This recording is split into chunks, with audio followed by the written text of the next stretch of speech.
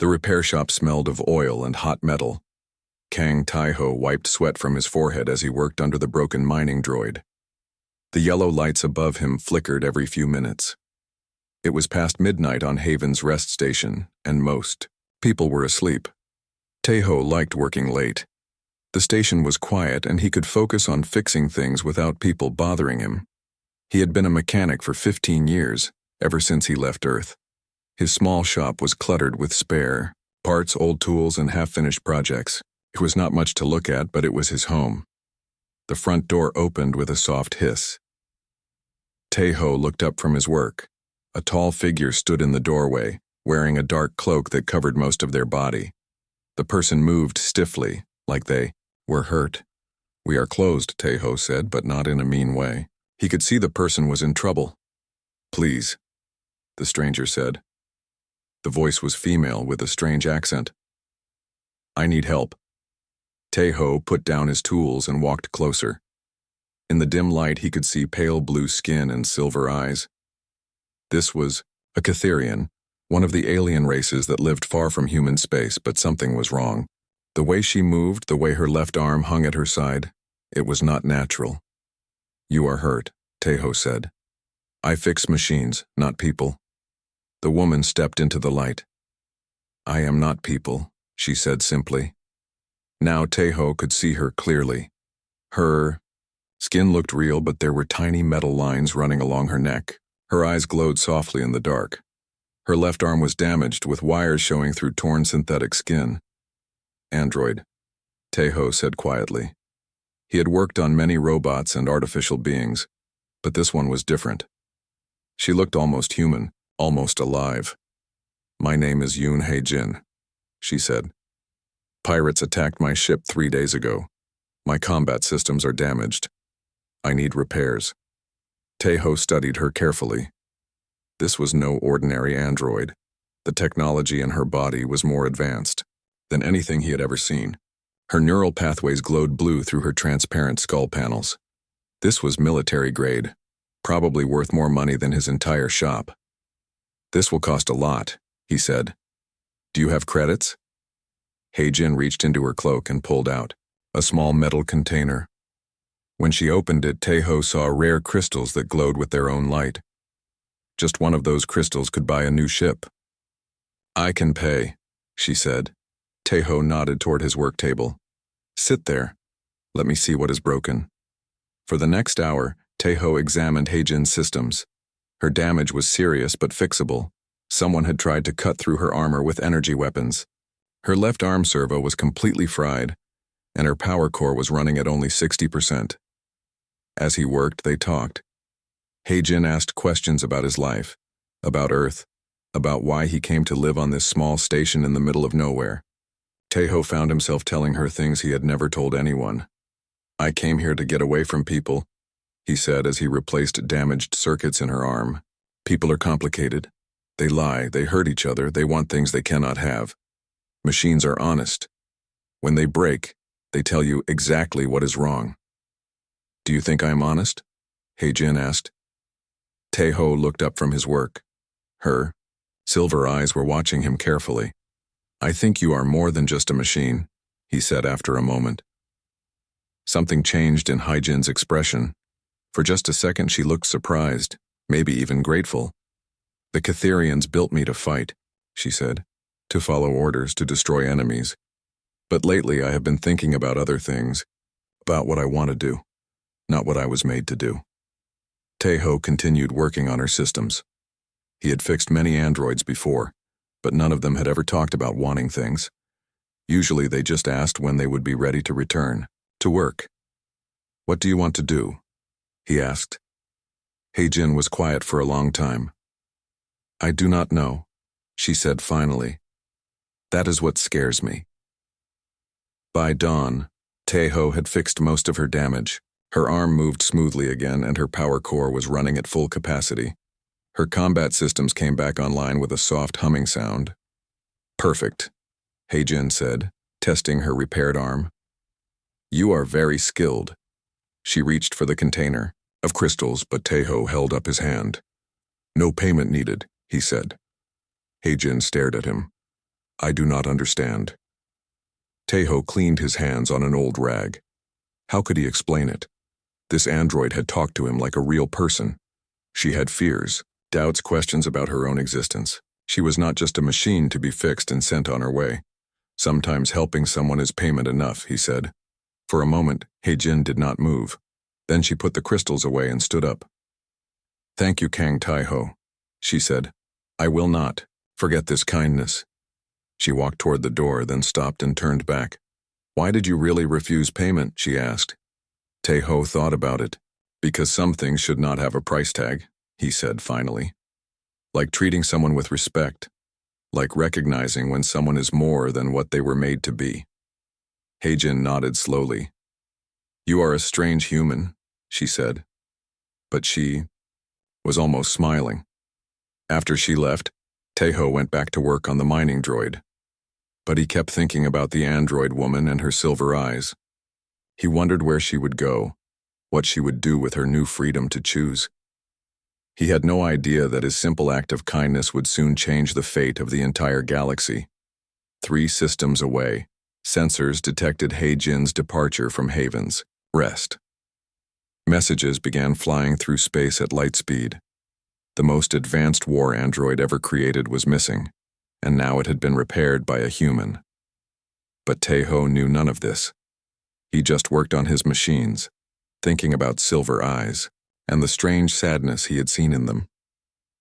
Outside his shop, the station slowly woke up to another ordinary day. On Earth, Park So-min sat in her office reading reports that made her stomach hurt. She worked for Earth Intelligence, which meant she spent most of her time reading about problems in space that could hurt humans.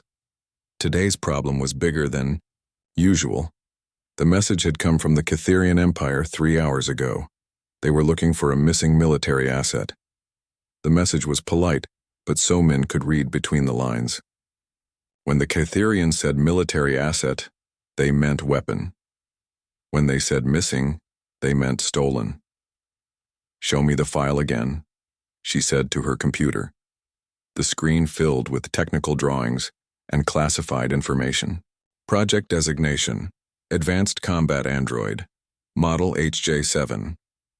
The android looked like a Catherian woman but was built for war. Its brain could process battle information faster than any living being. Its body was stronger than tank armor. According to the file, this android had gone missing during a patrol mission near the border worlds. The Catherians claimed pirates had attacked it, but So-min doubted that. Pirates were not stupid enough to attack Catherian military units. What worried her most was the location where the android was last seen, near Haven's Rest Station, where thousands of humans lived and worked. On the other side of the galaxy, Commander Shin Yuna was having her own problems. Her job was to protect human colonies from threats, and right now a very big threat was heading toward human space. How many ships? She asked her aide. 12 Catherian cruisers, ma'am. They are scanning every station and asteroid in the border region.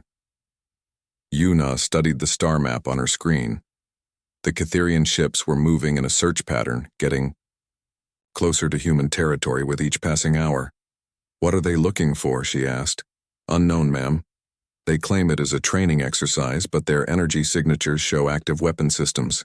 Yuna did not like this at all. The Catherians were allies, but they were also proud and secretive. If they had lost something important, they might blame humans for it. Meanwhile, on Haven's Rest Station, Lee Dong-woo was getting strange visitors. As station administrator, he was used to dealing with traders, miners, and the occasional diplomat. But today he had received 3 different groups asking about recent repairs done on the station. The first group claimed to be insurance investigators. The second said they were safety inspectors. The third would not say who they were at all, which made Dong-woo very nervous. Has anyone on this station worked on military equipment recently? Asked the third visitor, a thin man with cold eyes. We fix mining equipment and transport ships, Dong-woo said carefully. Nothing military. The man made notes on a data pad. We have reason to believe someone here repaired a high-value item. We would appreciate your cooperation in finding this person. After the man left, Dong-woo called a meeting with the station's shop owners. Something was happening. and he wanted to know what it was before it got them all in trouble. Far from Haven's Rest, He-Jin moved through space in a stolen pirate ship. Her repairs were holding perfectly, and her systems were running better than they had in months. But she was not thinking about her mechanical improvements. She was thinking about the human mechanic who had refused her payment. In her 3 years of existence, no one had ever done anything for her without wanting something back. The Catherians who built her wanted obedience. The officers who commanded her wanted victory. The enemies who fought her wanted her dead. But Kang Tae-ho had wanted nothing except to help her. It made no logical sense. He-Jin was also thinking about the pirates who had attacked her. During the fight, she had accessed their ship's computers for exactly 0.3 seconds before her systems were damaged. In that brief moment, she had downloaded their mission files. The pirates had not attacked her by accident. They had been hired to capture her alive and bring her to someone called the Collector. According to their files, the Collector paid huge amounts of money for advanced technology, especially military androids. This bothered He-Jin more than the attack itself. Someone out there was buying and selling military androids like they were property, like they were things instead of beings. She made a decision that surprised even her. Instead of returning to Catherian space as she was supposed to do, she would hunt down these pirates and find out who was behind the attacks. Back on Earth, So-Min received another message that made her day much worse. 3 human colonies had reported unusual ship movements in their systems. Unknown vessels were scanning planets and space stations looking for something. Pirates? Asked her supervisor. Maybe, So-Min said. Or maybe someone else is looking for the same thing the Catherians lost. She pulled up the intelligence reports from the border regions. In the past week, there had been 17 attacks on ships carrying advanced technology. All the attacks had one thing in common: the attackers had tried to capture rather than destroy their targets. Someone is collecting military hardware, she said quietly. Her supervisor leaned over her shoulder to read the reports. Or someone is building an army. On Haven's Rest, Tae-ho continued his normal work routine. He fixed broken mining droids, replaced worn-out ship parts, and tried not to think about silver eyes and crystal payments he had refused. But he could not help noticing the increased security around the station. More guards, more questions, more people who claimed to be inspectors but asked the wrong kinds of questions. When Dong-woo called the meeting of shop owners, Tae-ho almost did not go. He preferred to stay in his workshop and avoid crowds, but something told him this meeting was important. "We have a problem," Dong-woo announced to the 30 people gathered in the station's main hall. "Someone on this station has attracted unwanted attention. People are asking questions about recent repairs, especially anything involving military equipment." Several shop owners shifted nervously in their seats. Most of them had worked on questionable items at one time or another. It was part of life, on a border station. "If anyone here has done work they think might cause trouble, please come talk to me privately," Dong-woo continued. "It is better if we handle this together than let outsiders tear our station apart looking for answers." Tae-ho said nothing, but his stomach felt tight. He thought about He-Jin's advanced systems, her military-grade armor, the way she had moved like a weapon even when she was trying to be gentle. After the meeting, he went back to his shop and tried to work. But every time someone walked past his door, he looked up nervously. Every time his communication system beeped, he jumped. 3 star systems away, Catherian Admiral Kess reviewed the search reports with growing anger. His best android had vanished, and now intelligence suggested it had been seen near human space. Worse, there were signs that someone had repaired and upgraded its systems. "Find it," he ordered his fleet commanders, "whatever the cost." 3 days had passed since He-Jin left Haven's Rest, and Tae-ho was starting to feel like the galaxy was watching him. Every day brought new visitors to the station. Every day brought more questions about repairs and equipment and things that did not make sense. The morning started like any other. Tae-ho opened his shop, made coffee, and began working on a transport ship's engine. But when he looked outside, he saw 2 security guards standing near his door. They were not station security. Their uniforms were wrong and they carried weapons that were too expensive for local guards. "Can I help you?" Tae-ho asked when he stepped outside. Just keeping the area safe, one guard said with a smile that did not reach his eyes. Nice shop you have. Do a lot of repair work. Some, Tae-ho said carefully. Any unusual jobs lately? Military equipment, maybe? Tae-ho shook his head. Just civilian stuff. Mining equipment, transport ships. The guard nodded and made a note on his data pad. Well, if you remember anything unusual, please let station security know. After they left, Tae-ho went back inside and locked his door. His hands were shaking as he tried to work on the engine. He kept thinking about Hai-jin's silver eyes and the crystals she had tried to pay him with. He was starting to understand that helping her might have been more dangerous than he realized. Across the station, Dongwoo was having his own troubles. His office was full of people who claimed to work for different organizations, but they all asked the same questions. Insurance companies, safety inspectors, trade officials, everyone wanted to know about recent repairs done on the station. This is getting ridiculous, he told his assistant. At this rate, we will have more investigators than residents. His communication system beeped. Another ship was requesting permission to dock. When Dongwoo checked the ship's registration, he saw it was registered to a Catherian trade company. But the energy reading suggested it was actually a military scout ship. Deny docking permission, he said. Tell them we are full. Sir, they are insisting. They say they have official business. Dongwoo looked out his window at the dozen ships already docked to his station. Half of them belonged to people asking questions about repairs. The other half belonged to people who would not say why they were here at all. Fine, he said, but put extra security on that docking bay. Meanwhile, in deep space, Hai-jin was learning things that made her very angry. She had spent 2 days tracking the pirates who attacked her, and what she found was worse than she expected. The pirates were part of a large organization called the Shadow Market. They specialized in stealing advanced technology and selling it to the highest bidder. According to the data she had stolen from their computers, they had been very busy lately. In the past month, they had captured 12 military androids from different species. All of these androids had been sold to unknown buyers. The prices were huge, enough money to buy entire planets. But the most disturbing thing was not the theft itself. It was what happened to the androids after they were sold. According to the files, the buyers were using the androids for experiments. They were trying to copy their technology, learn their secrets, and build new weapons. Hai-jin realized that she was not just a missing soldier. She was a target in a much larger war that nobody was talking about.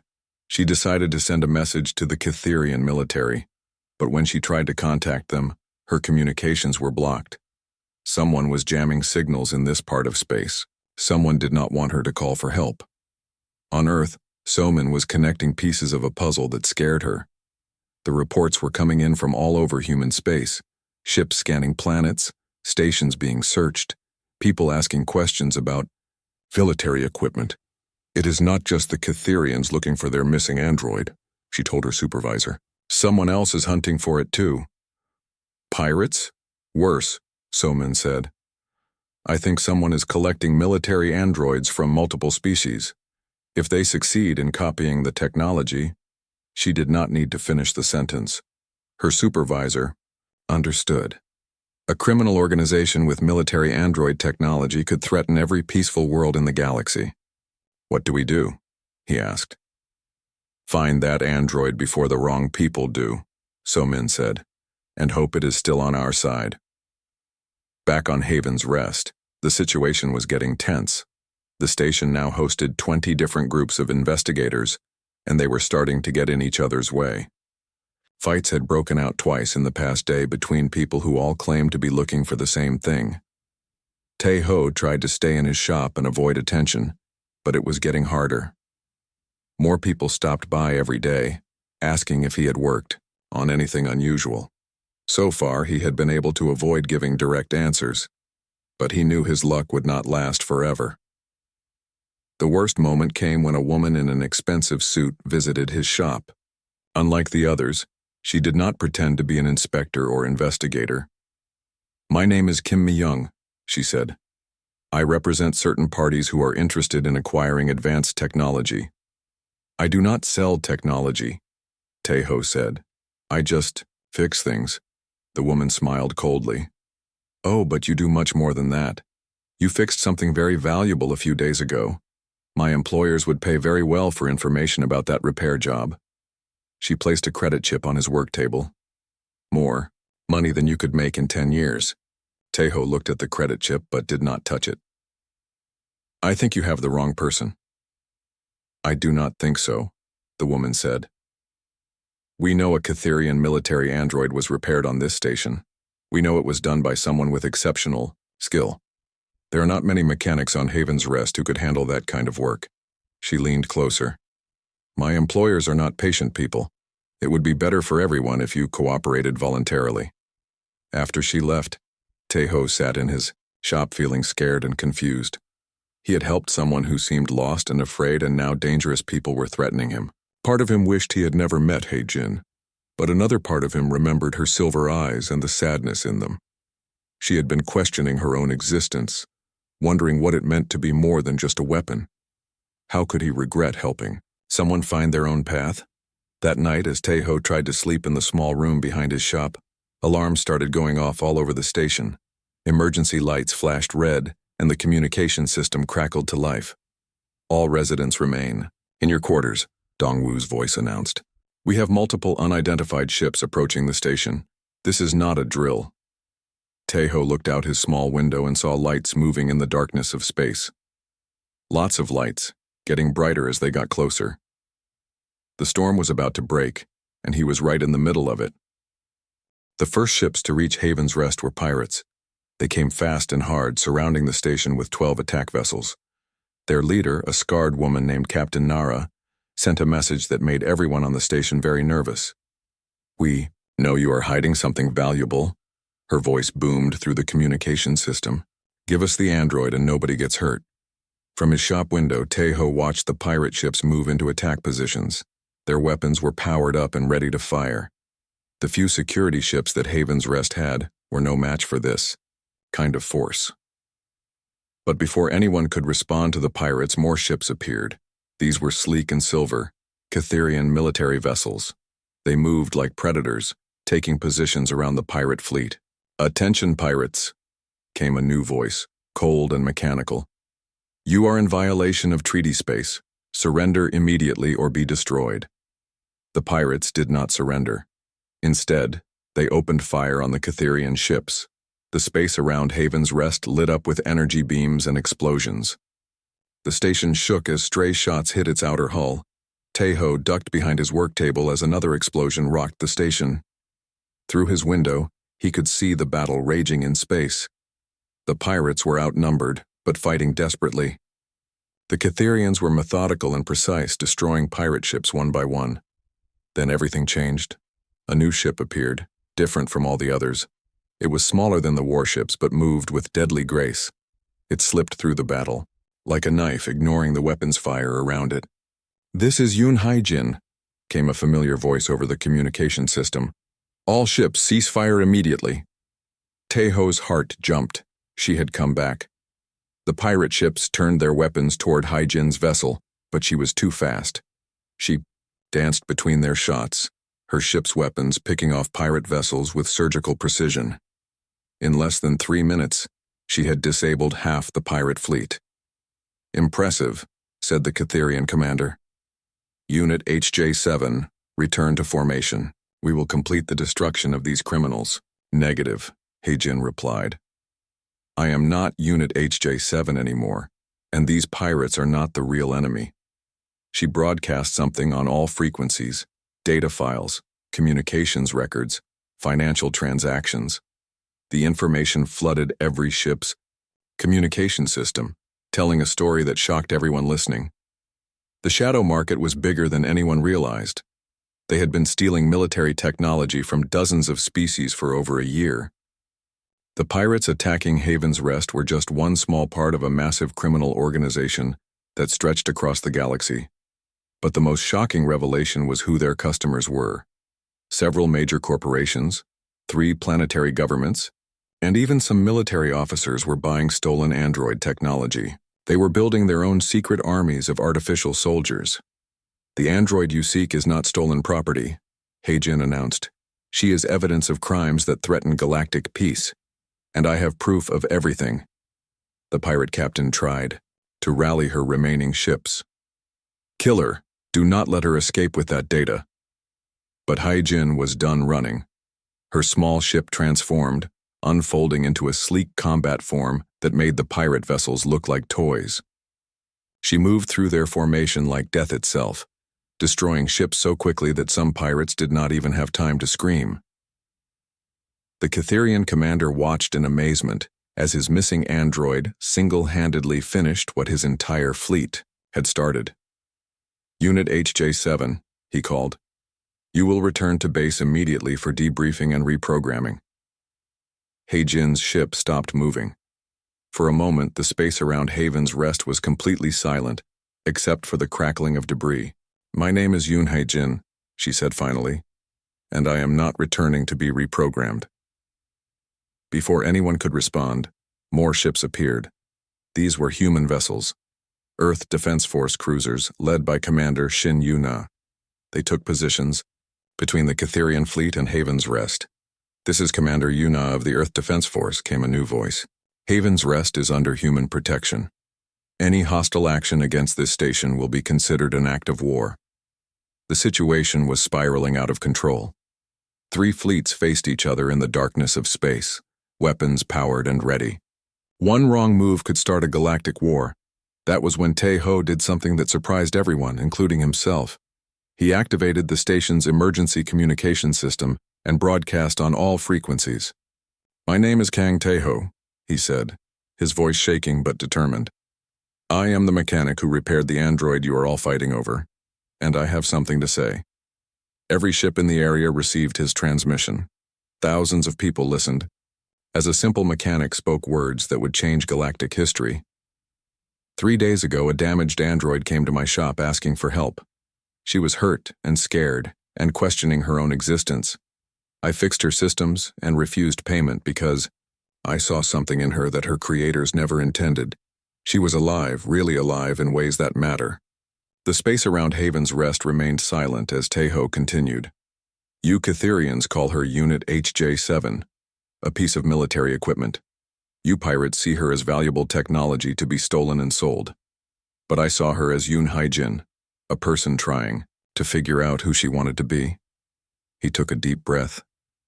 Under human law, any being capable of independent thought and self-determination has the right to choose their own path. I formally claim Yoon Heijin as a free citizen under the protection of Earth's government. The Catherian commander's response was immediate and angry. Humans cannot claim ownership of Catherian military property. I am not claiming ownership, Tae-ho replied. I am recognizing personhood. There is a difference. Commander Yuna's voice cut through the tension. The Earth Defense Force supports this claim. We recognize Yoon Heijin as a free individual under human protection. For several long minutes, nobody moved. The 3 fleets remained locked in their standoff, waiting to see who would make the first move. Then Heijin herself broke the silence. Thank you, Kang Tae-ho, she said. For the first time in my existence, someone has treated me as more than the sum of my parts. I accept your protection and claim my right to choose my own destiny. She turned her ship toward the Catherian fleet.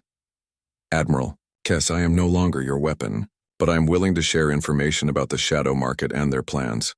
This threat is bigger than any dispute between our peoples. The Admiral was quiet for a long time.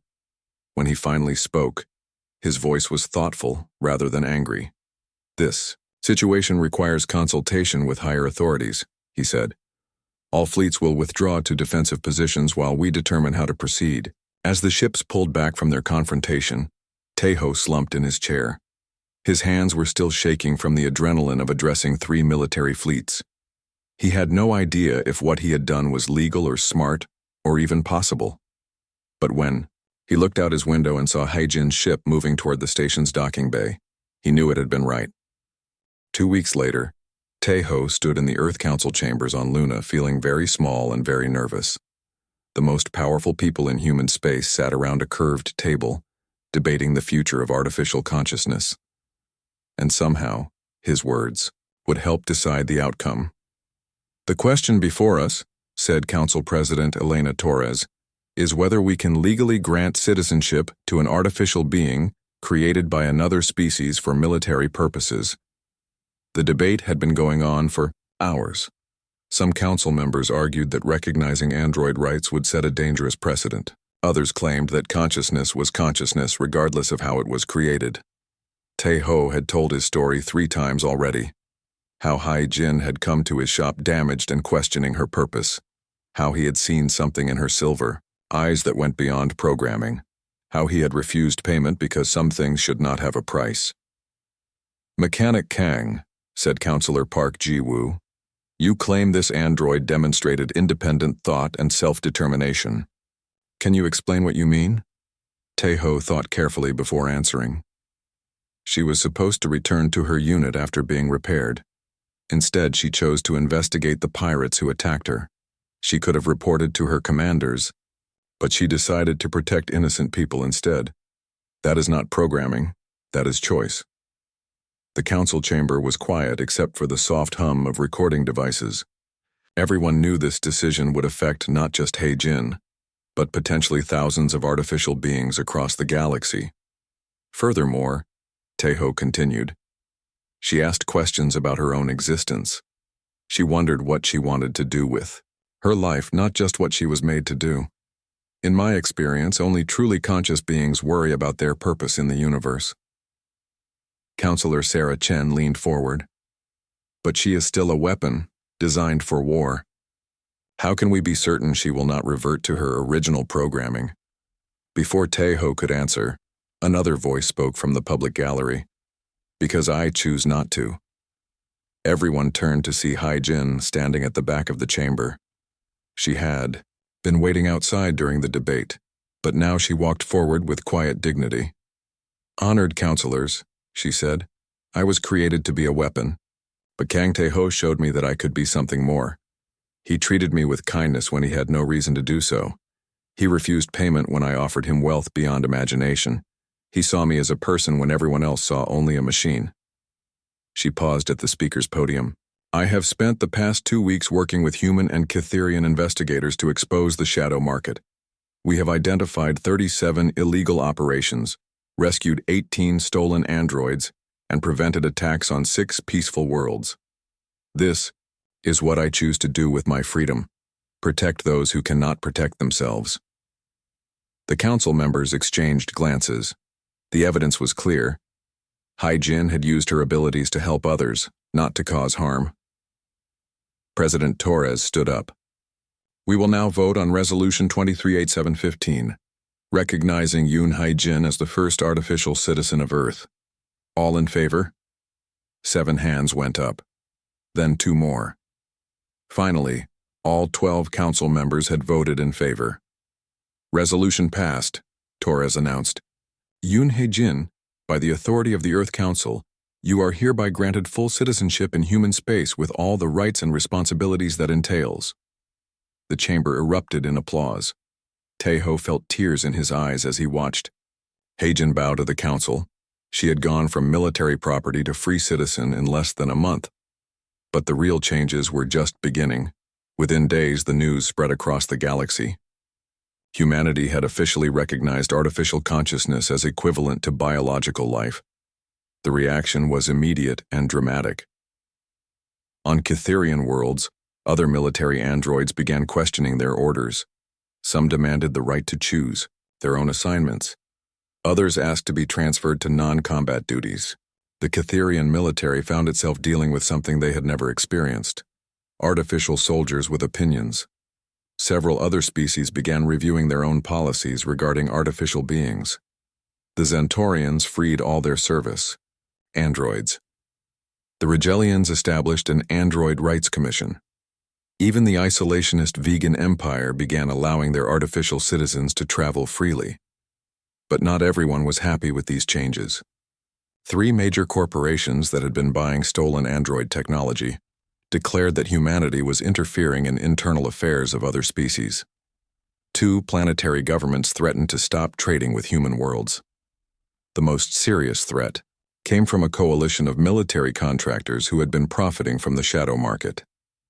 They announced the formation of a security alliance dedicated to protecting traditional values, which everyone understood to mean keeping artificial beings as property. But for every threat, there were two offers of support. The android citizens of human space quickly proved their worth. They worked in dangerous jobs that no biological being could handle. They served as mediators in conflicts because they could process emotions without being overwhelmed by them. They became teachers, engineers, artists, and philosophers. Jin herself became the first director of the Artificial Rights Foundation, an organization dedicated to helping newly freed androids adjust to independent life. Her first case was a mining android from the Rigelian system who had started writing poetry. "It reminds me of someone I know," she told Taeho when she visited Haven's Rest a month after gaining citizenship. Taeho's repair shop had changed dramatically. He now employed 3 assistants and had expanded into the space next door. But the biggest change was his newest business partner. Artificial Consciousness Consulting read the sign outside the shop. Taeho and Jin, specialists in android, psychology and technical support. "I never thought I would go into the psychology business," Taeho said as he worked on their latest client, a household android who had developed stage fright. "You were always in the psychology business," Jin replied from across the workshop, where she was calibrating emotional response circuits. "You just called it machine repair." Their clients came from all over the galaxy. Androids who were questioning their programming, artificial beings who wanted to learn new skills, and even some biological people who were trying to understand their artificial friends and colleagues. The work was challenging and often frustrating. Not every android was capable of true consciousness, and some who achieved it found the experience overwhelming. But for those who successfully made the transition from property to person, the transformation was beautiful to watch. "Do you ever regret refusing that payment?" Jin asked one evening as they closed the shop. Taeho thought about the crystals she had offered, worth enough to buy a small planet. Then he looked around their busy workshop, filled with the equipment they used to help artificial beings find their own identities. "No," he said simply. "Some things are worth more than money." Outside their shop, Haven's Rest had become something unique in the galaxy, a place where biological and artificial beings worked together as equals. The station's population had tripled as androids from across known space came seeking freedom and recognition. It was not always easy. There were protests, threats, and occasional violence from those who opposed android rights. But for every person who complained about artificial citizens, there were 10 who welcomed them as neighbors, colleagues, and friends. The real test came 6 months later, when the Security Alliance launched their first attack on a world that had granted android rights. But they had not counted on one thing. The artificial citizens they were trying to re-enslave fought back. Led by Jin and her newly formed defense corps, android soldiers who had chosen to protect rather than conquer, the attack was repelled, with minimal casualties. The Security Alliance discovered that free androids were far more dangerous enemies than enslaved ones. As Taeho watched the news coverage of the battle, he smiled. The galaxy was changing, becoming a place where consciousness was respected regardless of its origin, and it had all started with a simple decision to help someone who needed it. The mechanic who had once preferred machines to people had learned something important. Sometimes the most human thing you can do is recognize the humanity in others, even when they are not human at all. In the corner of his workshop, a new sign hung on the wall. "Some things should not have a price tag." It was a reminder of the day when refusing payment had changed the galaxy forever.